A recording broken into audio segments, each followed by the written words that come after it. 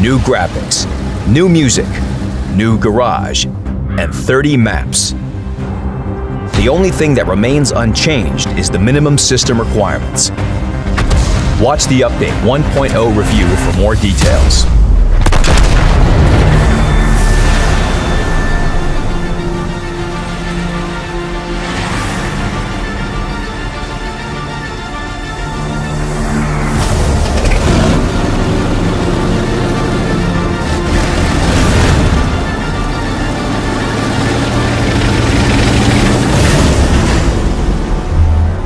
You can already see the scope of changes in the garage. The old, small, cozy garage was replaced. It's completely different. While looking at it, you don't want to say the word garage anymore. This place inspires new achievements and victories.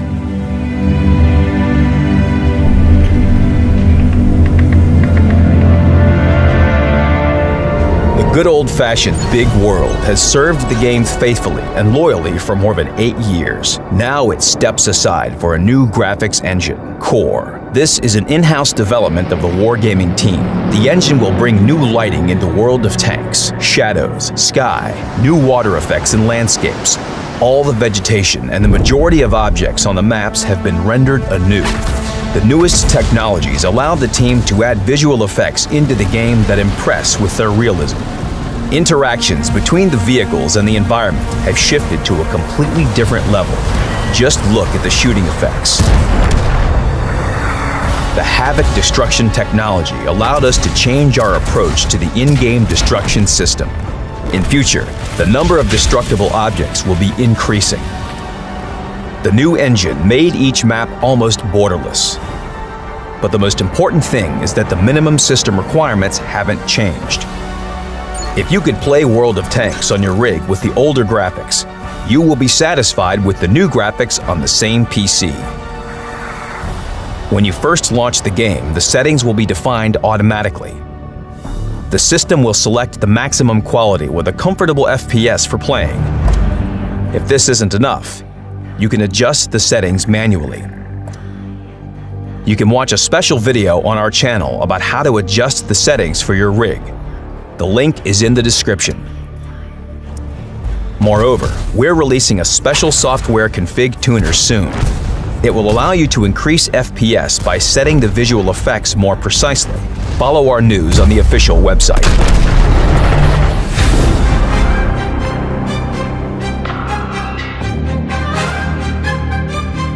Update 1.0 will include 29 familiar maps recreated in HD. The first in-game map, Corellia, will be there as well. The remarkable mountain pass with its mountain scenery, and the beloved by many Nebelberg. The Arctic region map got new visuals and a new name. Now it's called Mannerheim Line. The Overlord map has been reworked greatly.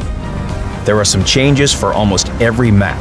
The vegetation has changed in some of the maps. Stones have appeared in some places. Some maps now have an altered landscape. From the gameplay perspective, most changes have been introduced to such maps as Ruinberg, Steppes, Fjords, Fisherman's Bay, and Erlenberg. Previously, the upper team could easily shoot through the central street from the green area on Ruinberg, while the opponents couldn't do anything about it. Now, the bottom team has a position that compensates this unfair gameplay. Both flanks have been significantly improved on Steppes. Now, the map has more cover and spots for positional warfare. This will allow for a more pragmatic approach for both attackers and defenders. Fjords has become much more picturesque, but that's not the most important aspect. The hill at the center of the map and its approaches have changed greatly. There are now fewer trees in the city. The streets have become wider and brighter. The majority of changes in the Fisherman's Bay are related to the first and second lines. We have reworked the landscape here significantly. Now it's easier to play on vehicles with bad depression angles. Apart from this, the central zone has also changed. It will be easier to spot an enemy from here. It has much more open space now. Erlenberg has changed a lot. The buildings in the central part of the map are more dense. It's harder to shoot through this area from afar now. The hills on the flanks have become mild. At the same time, there is more vegetation now. One of the primary changes is the river. Now you can cross it almost anywhere. The developers understand that good balance is important for any map. They constantly analyze statistics, read the comments on the forum, and don't stop introducing new features. The developers won't cease updating the maps after Update 1.0 is released.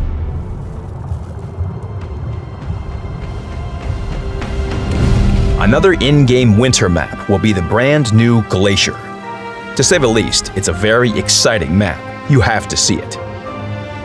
The map brings players closer to the Arctic Circle. Battles will evolve around snowy, impassable mountains, in the middle of a real graveyard of huge, impressive ships. The greater part of the map is a frozen surface.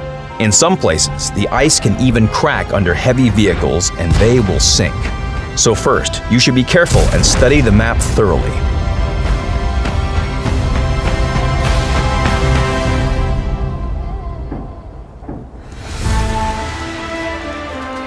The release of Update 1.0 is a perfect occasion to turn the music up.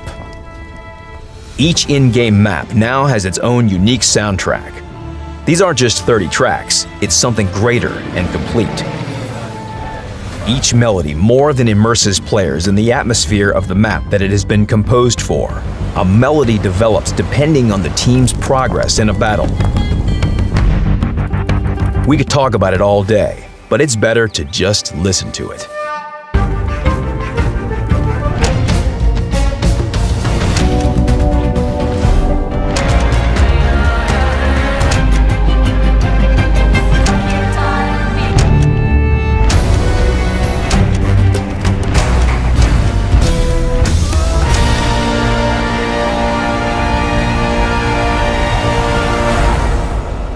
Update 1.0 is the start of a new countdown.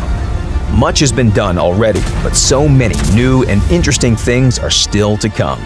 Follow the updates and good luck on the battlefields.